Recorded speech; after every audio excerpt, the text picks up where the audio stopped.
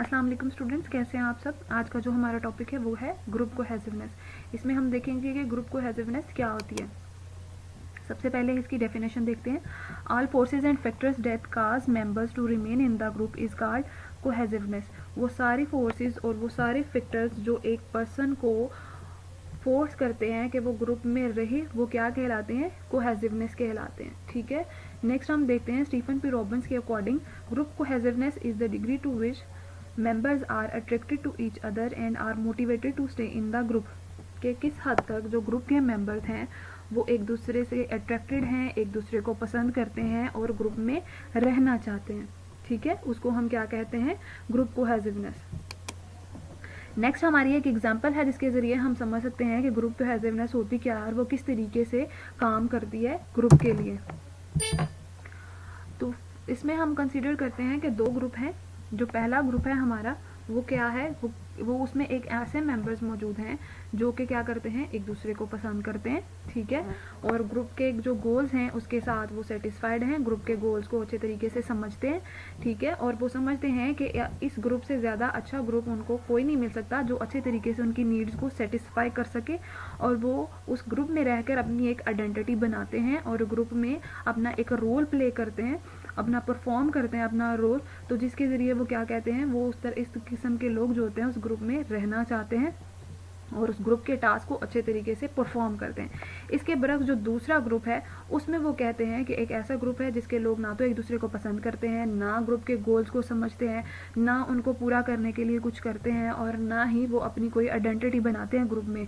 तो ऐसे लोग जो है होते हैं वो सक्सेसफुली ग्रुप में परफॉर्म नहीं कर पाते। अब वो कहते हैं कि इन दोनों में डिफरेंस की रीज़न क्या है, कि दोनों, वो सोशल साइकोलॉजिस्ट कहते हैं इन दोनों ग्रुप में डिफरेंस इस वजह से है क्योंकि इनमें ग्रुप कोहेजन डिफरेंट है। फर्स्ट ग्रुप में ग्रुप कोहेजन हाई है, दूसरे में ग्रुप कोहेजन लो है। नेक्स्ट हम देखते हैं कि कोहेजन की कितनी टाइप्स होती हैं। दो तरह के कोहेजन होते हैं, टास्क कोहेजन और ग्रुप कोहेजन। टास्क कोहेजन होता है the degree to which the group member work together to achieve common goals, कि किस हद तक जो ग्रुप के मेंबर्स हैं वो मिलकर काम करते हैं ताकि ग्रुप के गोल्स को अचीव किया जा सके। आगे है ग्रुप कोहेजन, यानी कि इसमें है कि किस हद तक जो ग्रुप के लोग हैं एक दूसरे को पसंद करते हैं और एक दूसरे की कंपनी को एंजॉय करते हैं। नेक्स्ट हम देखते हैं कि दो तरह की टाइप्स होती हैं कोहेसिव ग्रुप की। फर्स्ट टाइप होती है हाई कोहेसिव ग्रुप और सेकंड वाली होती है low cohesive group. High cohesive group में कोहेसिवनेस ज़्यादा होगी, लो में कम होगी। इसी तरीके से वो हम देखते हैं कि हाई कोहेसिव ग्रुप में लोग रहना चाहते हैं, उसका पार्ट बनना चाहते हैं, जबकि लो कोहेसिव ग्रुप में मेंबर्स क्या है, नहीं रहना चाहते और उसका पार्ट नहीं बनना चाहते। कुछ एट्रीब्यूट्स हैं जो हमारे कोहेसिव ग्रुप में होती हैं, वो कौन सी होती हैं। कहते हैं the member share the group goals and have common interest, यानी कि ग्रुप गोल्स को वो शेयर करते हैं और उनके कॉमन इंटरेस्ट होते हैं। The number of members are relatively small, इनके अंदर जो मेंबर्स की तादाद होती है वो कम होती है। ठीक है, जितनी कम मेंबर्स होंगे उतना ज़्यादा ग्रुप कोहेसिवनेस होगी। The members are in contrast touch with each other and have effective interpersonal communication. ठीक है, वो एक दूसरे के टच में रहते हैं, एक दूसरे के साथ कम्युनिकेशन करते हैं, अच्छी तरीके से बातचीत करते हैं ताकि वो एक दूसरे को समझ सकें। उनके अंदर हाई ग्रुप लॉयल्टी होती है। ठीक है, एक दूसरे के साथ वो फ्रीक्वेंटली मिलते हैं, अक्सर एक दूसरे के साथ मिलते हैं। वो क्या करते हैं, the member keep them attach with the group as they feel that their need would satisfy by the group, और वो अपने आप को ग्रुप का हिस्सा रखना चाहते हैं क्योंकि उन्हें पता है कि जो ग्रुप है उनकी नीड्स को सेटिस्फाई करेगा। ठीक है, अब हम इसकी इम्पोर्टेंस देखें। अगर हम इसकी इम्पोर्टेंस देखें तो हमें पता चलता है कि जो ग्रुप है हमारा उसके अंदर अगर कोहेसिवनेस होगी तो ग्रुप के मेंबर एक दूसरे के साथ रहना पसंद करेंगे, एक दूसरे के साथ रह के काम करना पसंद करेंगे। उनके दरमियान क्या होगा, कहते हैं कि the group cohesion allow a group to work together as a strong group, एक दूसरे के साथ मिल के वो स्ट्रॉन्ग ग्रुप बनाते हैं। एंड इवन द कॉन्फ्लिक्ट, अगर कॉन्फ्लिक्ट्स आ भी जाएं तो वो मिलजुल कर क्या करते हैं, काम करते हैं और अपनी कॉन्फ्लिक्ट्स को ख़त्म करने की कोशिश करते हैं।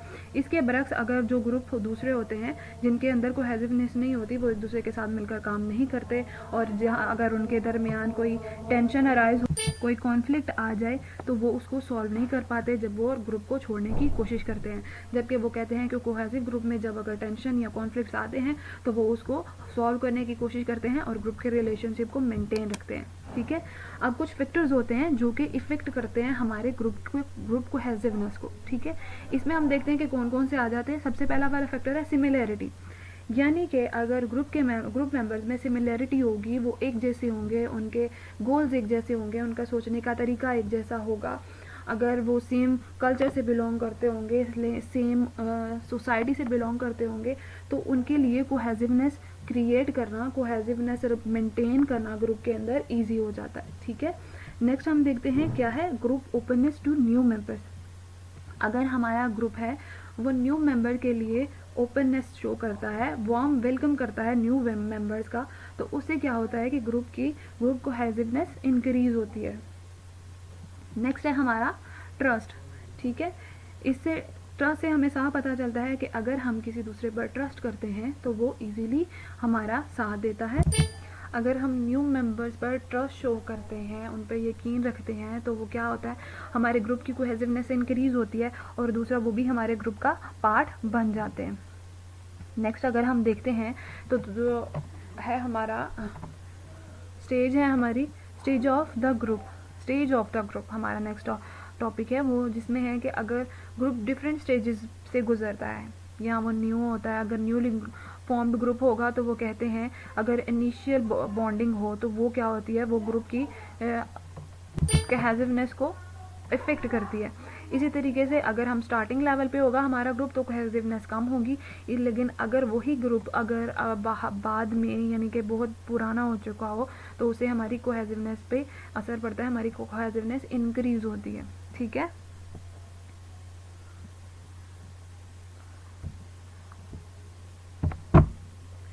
नेक्स्ट है हमारा पास्ट ग्रुप एक्सपीरियंसेस। हमारे पास्ट ग्रुप एक्सपीरियंसेस जो होते हैं वो हमारे एक प्रेजेंट के ग्रुप पे बहुत असरअंदाज होते हैं। अगर हम पास्ट में किसी ग्रुप से ताल्लुक़ रखते थे जिससे हमारे अंदर पॉजिटिव इफ़ेक्ट्स हैं कि वो बहुत पॉजिटिव एक्सपीरियंस रहा हमारा उनके साथ, तो प्रेजेंट पे भी वो क्या करते हैं पॉजिटिव इम्पैक्ट डालेंगे। लेकिन अगर हमने पास्ट एक्सपीरियंस किया हुआ है किसी ग्रुप का नेगेटिवली, यानी कि नेगेटिव हमारे अंदर जज्बात पाए जाते हैं किसी ग्रुप को लेके, ग्रुप की कोहेसिवनेस को लेके, तो फिर क्या होगा उसे नेगेटिव इम्पैक्ट पड़ेंगे हमारे प्रेजेंट के ग्रुप के अंदर। तो हमारे पास ग्रुप एक्सपीरियंसेस क्या बहुत ज़्यादा मैटर करते हैं किसमें, हम डेवलप करने में हमारे ग्रुप की कोहेसिवनेस में। यहाँ पे कुछ फैक्टर्स हैं ग्रुप इफेक्टिवनेस को पर जो असरअंदाज होते हैं, कुछ इंक्रीज करते हैं कुछ डिक्रीज करते हैं। ठीक है, इंटर ग्रुप कंपटीशन, यानी कि किसी दूसरे ग्रुप का के साथ हमारे ग्रुप का अगर कंपटीशन होगा तो उसे हमारे ग्रुप की इफेक्टिवनेस इंक्रीज होगी। पर्सनल अट्रैक्शन, यानी एक दूसरे के साथ अगर हमारी अट्रैक्शन लेवल ज़्यादा होगा, हम एक दूसरे के साथ अच्छे तरीके से रहेंगे, प्यार मोहब्बत से रहेंगे, तो हमारा इफेक्टिवनेस ग्रुप की इफेक्टिवनेस इंक्रीज होगी। फेवरेबल इवेल्यूएशन, ग्रुप में अगर कोई चीज़ गलत हो चुकी है उसको अच्छे तरीके से इवेल्यूएट करना और उसे अच्छे तरीके से समझाना दूसरों को हमारे ग्रुप पर पॉजिटिव असरात देता है। इंटरेक्शन, अगर हमारी इंटरेक्शन दूसरे मेंबर्स के साथ अच्छी होगी तो उसे हमारे ग्रुप पर पॉजिटिव इम्पैक्ट पड़ेगा। एग्रीमेंट ऑन गोल्स, अगर हम ग्रुप के गोल्स के साथ एग्री करते हैं तो उससे हमारे पॉजिटिव असरात पड़ते हैं हमारे ग्रुप की इफेक्टिवनेस पे। अगर हमारे ग्रुप का साइज लार्ज है तो उससे हमारी ग्रुप की इफेक्टिवनेस डिक्रीज होगी। अगर डिसएग्रीमेंट विद गोल्स है तो भी डिक्रीज होगी। इंट्रा ग्रुप कंपटीशन, अगर हम ग्रुप के अंदर ही कंपटीशन एक दूसरे से स्टार्ट कर लेते हैं तो उससे नेगेटिव इम्पैक्ट पड़ते हैं। डोमिनेंट, अगर कोई शख्स अपने आप को डोमिनेंट रखना चाहता है ग्रुप के अंदर तो वो उससे क्या होगा हमारे ग्रुप की इफेक्टिवनेस पे नेगेटिव इम्पैक्ट पड़ेंगे। अनप्लेजेंट एक्सपीरियंस, अगर ग्रुप में अनप्लेजेंट एक्सपीरियंसेस की तादाद बढ़ जाए तो उससे क्या होगा हमारे ऊपर नेगेटिव इम्पैक्ट पड़ेगा हमारे ग्रुप की कोहेसिवनेस पे। यहाँ पर हमारा लेक्चर ख़त्म होता है। अगर आपको कोई भी पॉइंट समझ ना आया हो तो आप नोट कर लीजिएगा, इंशाल्लाह जब मौका मिलेगा उसे हम क्लियर कर लेंगे। बाकी अपना ख्याल रखिएगा, अल्लाह हाफ़िज़।